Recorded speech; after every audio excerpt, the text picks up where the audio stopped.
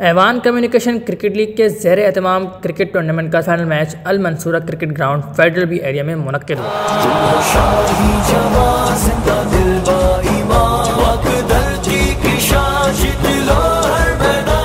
Final के आखिरी over में सनसनीखेज मुकाबले के बाद सनराइज क्रिकेट क्लब ने स्पोर्ट्स कैसल क्रिकेट टीम को हरा दिया।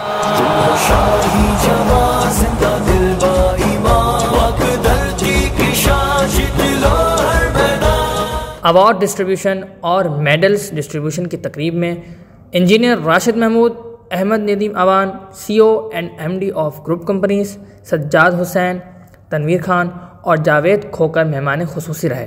इख्तितामी तकरीब से गुफ्तगू करते हुए अहमद नदीम अवान ने कहा, ये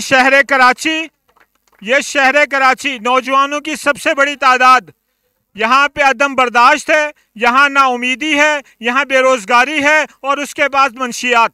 सबसे ज़्यादा उसका इस्तेमाल इस वजह से है कि आज हमारे नौजवानों के पास सेहतमंदाना सरगर्मियाँ नहीं, आपकी तरह उनके पास कोई प्लेटफॉर्म नहीं कि वो ये काम कर सकें।